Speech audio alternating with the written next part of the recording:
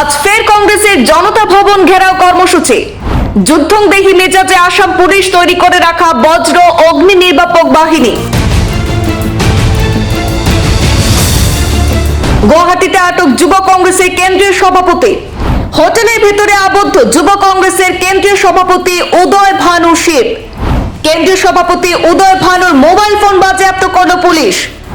শুক্রবার সকাল থেকে হোটেলের ভিতরে আবদ্ধ করে রাখা হয়েছে যুব কংগ্রেসের কেন্দ্রীয় সভাপতিকে।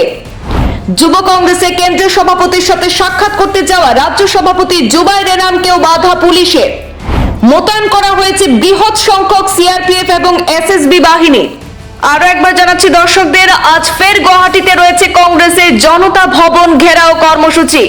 আর এর ফলে যুদ্ধংদেহী মেজাজে রয়েছে আসাম পুলিশ, তৈরি করে রাখা হয়েছে বজ্র অগ্নি নির্বাপক বাহিনী।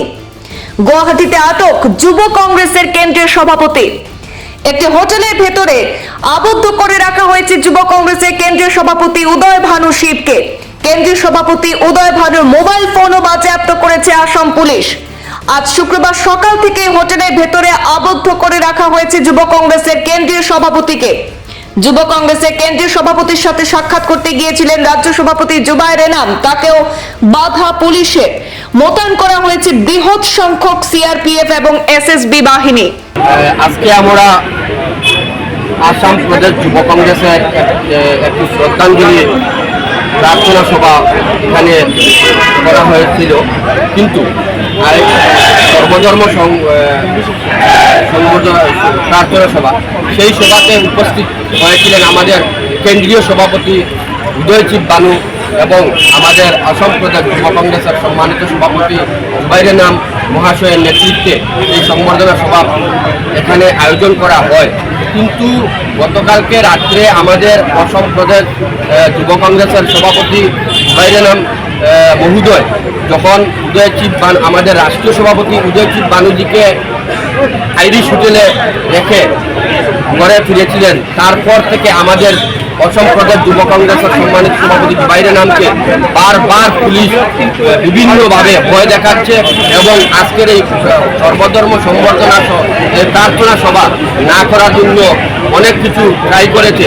কিন্তু আমাদের প্রদেশ সভাপতি প্রত্যেকজন যুব কংগ্রেসীকে আসামের ভিতরে প্রত্যেকটি জেলার যুব কংগ্রেস অ্যাসেম্বলি যুব কংগ্রেসকে নির্দেশ দিয়েছিলেন আজকে এখানে উপস্থিত হওয়ার জন্য। তাই সেই মর্মে সবাই এখানে উপস্থিত হয়েছে এবং আপনারা দেখতে পাচ্ছেন আমাদের সেন্ট্রাল সভাপতিকে আইরিশ হোটেলে আটকে রাখা হয়েছে পুলিশ ব্যারিকেড লাগিয়ে।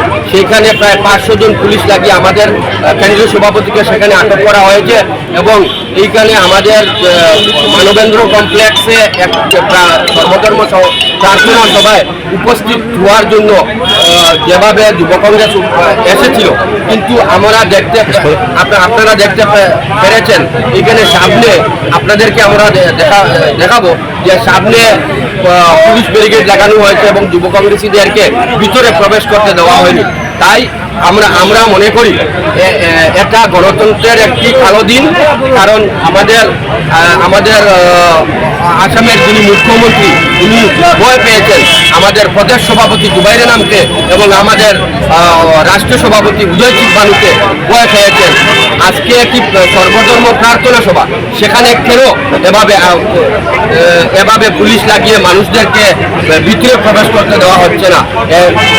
তাই আমরা ধিক্কার জানাই এবং আসামের মুখ্যমন্ত্রীকে অনুরোধ করব, আপনি যে কাজটুকু চালাচ্ছেন আপনার পুলিশ লাগিয়ে মানুষকে যেভাবে হ্যারাসমেন্ট করছেন সেটা অন্যায় এবং আগামী নির্বাচনে 2024 নির্বাচনে আসামের মানুষ সেটার প্রতিবাদ সরকারকে ধূলিসাৎ করবে এবং আসামে একটি গণতন্ত্র রক্ষার জন্য আমরা অনুরোধ করব এভাবে ফ্যাসিবাদী সরকার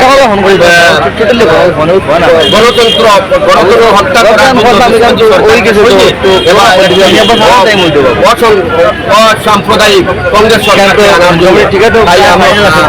এই প্রোগ্রামে আমরা সর্বধর্ম প্রার্থনা সভা আয়োজন করেছিলেন।